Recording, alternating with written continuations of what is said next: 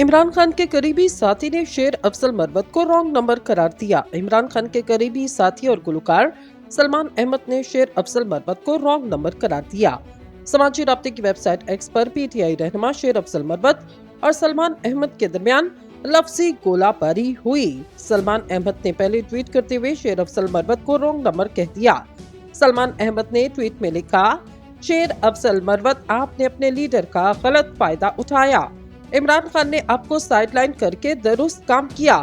Tweet के जवाब में शेर अफजल मरवत भी चुप न रहे और लिखा, आपका बयान आपकी सोच का आकाश, ऐसे तनासे से आप लोगों की जानिब अपनी तवज्जो मरकूज करवाना चाहते। शेर अफजल मरवत ने मजीद कहा, आप और आप जैसे दो गद्दारों से मेरी सोशल मीडिया टीम खुद निपट लेगी। 5 अप्रैल तक इंतजार करें, आपको जवाब जरूर दिया जाएगा।